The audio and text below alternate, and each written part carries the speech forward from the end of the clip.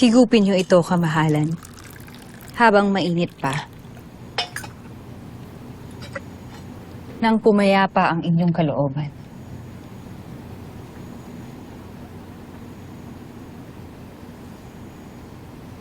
Higit na malakas ang loob na kung sino man ang nag-utos na ako ipapatay.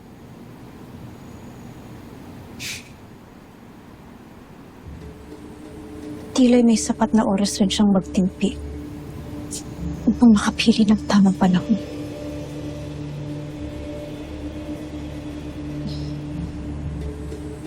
Sa tingin niyo, kamahalan, sino kaya ang nag-utos? Malakas ang aking hinala na ang punong konseho ang nasa likod ng lahat ng ito. Ngunit kailangan ko ng katibayan. Kaya't mahalaga na makita ko ang lahat sa tungkod ni Manong Uno. Dahil kung wala akong katibayan, ay mapipilitan na naman akong magkunwari na isang kapanalig ang tawon. At hindi pa siniyang taksil na kaaway.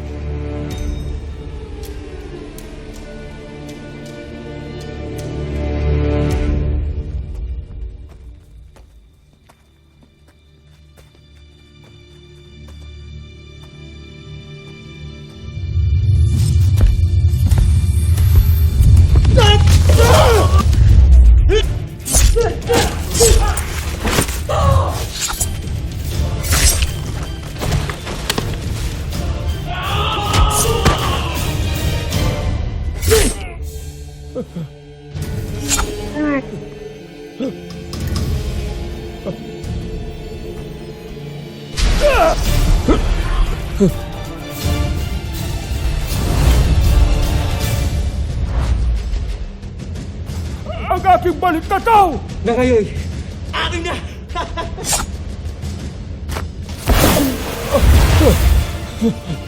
Mahabagin Cassiopeia!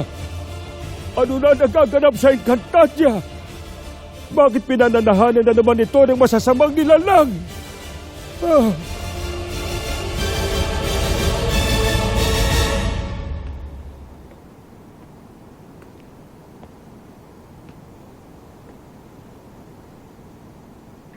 May tiwala ako kay Osram, Pator.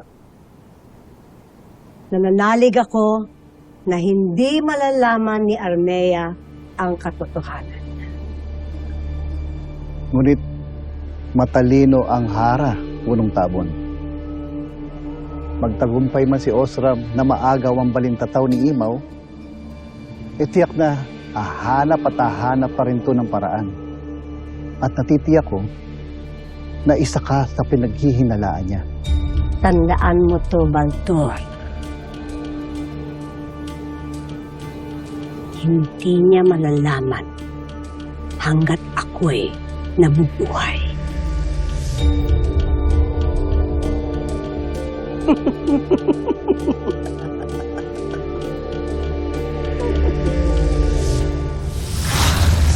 Paano ka nakatakas mula sa mga sangre?